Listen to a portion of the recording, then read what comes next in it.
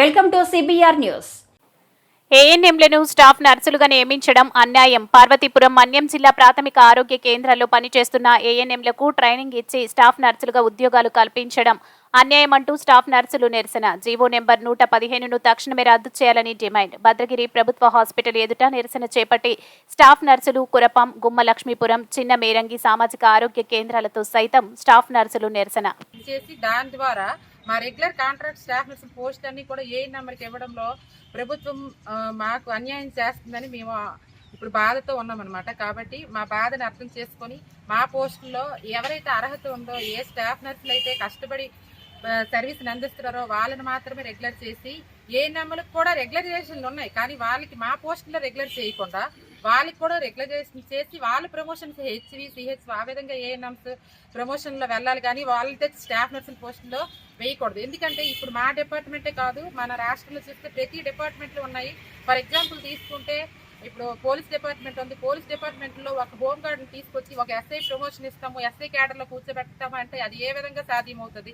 అదేవిధంగా ఒక elementary school టీచర్ని తీసుకొచ్చి ఒక స్కూల్ అసిస్టెంట్ పోస్ట్ ఇస్తామంటే ఏ విధంగా సాధ్యమవుతుంది?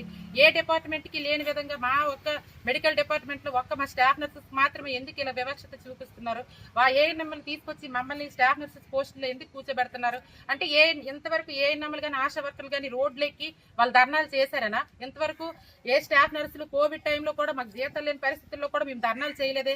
మాకు రెగ్యులర్ నోటిఫికేషన్ ఇవ్వండి అనేసి మేము అడగడం తప్ప ఎంతవరకు మేము ఎటువంటి ధర్నాలకి పాల్పడలేదు. అయినప్పటికీ కూడా మాకు న్యాయం చేయకుండా మా పోస్టులో ఏఎన్ఎంని తీసుకొచ్చి పెట్టడం ద్వారా అంటే స్టాఫ్ నర్సుల మీద ఎంత వివక్షత ఉందో అనేది చాలా క్లియర్ కట్గా తెలుస్తుంది. దీనిని మేము నిరసిస్తూ రాష్ట్ర వ్యాప్తంగా కూడా ఈ కాంట్రాక్ట్ స్టాఫ్ అందరూ కూడా ఈ ధర్నాలో పాల్పంచుకుంటున్నారు. ఈ ధర్నా మేము ఏదైతే ఆలోచిస్తున్నామో మాకు న్యాయం చేయకపోతే మా స్టాఫ్ నర్సెస్ పోస్టుల్లో మా స్టాఫ్ నర్సులు తప్ప ఏఎన్ఎంలు రెగ్యులర్గా చేస్తే ఈ ధర్నా మరింత ఉధృతం చేస్తామని మా రాష్ట్ర కమిటీ నాయకులు, తర్వాత మన జిల్లా కమిటీ నాయకులు కూడా మాకు సందేశాలు పంపారు. మేము ఆ సందేశాల మేరకే ఈ ధర్నాలో పాల్పంచుకుంటున్నాం.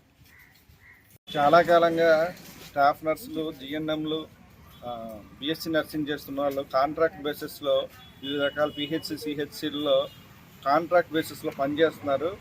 కానీ గవర్నమెంట్ కొంతమంది ఏఎన్ఎంలకి కొంత ట్రైనింగ్ ఇస్తూ వీళ్ళ ప్లేస్ను భర్తీ చేద్దామని చెప్పి కొత్తగా ఒక జీవోని ప్రారంభించారు.